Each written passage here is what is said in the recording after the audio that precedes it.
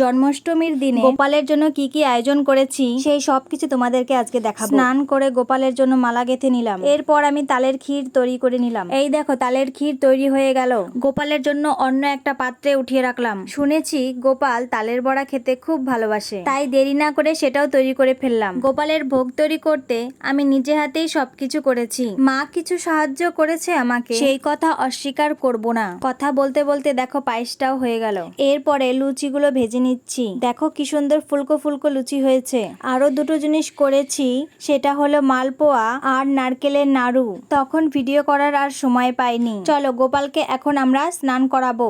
সমস্ত রকম রান্না করা ভোগগুলো সুন্দর করে সাজিয়ে নিয়েছি। ফল প্রসাদ বানানো তৈরি। মাখন, চকলেট এগুলো আমি এনে রেখেছিলাম। নতুন মালা, জামা এগুলো আমি গুছিয়ে নিলাম। এই দেখো আমি গোপালকে দই দিয়ে স্নান করিয়ে নিলাম।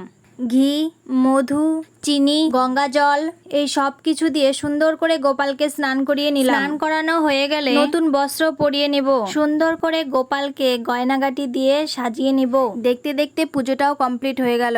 আমার এই ছোট্ট ভিডিওটা তোমাদের কেমন লেগেছে অবশ্যই কমেন্ট করে জানাবেন। ভিডিওটি শেষ পর্যন্ত দেখার জন্য ধন্যবাদ।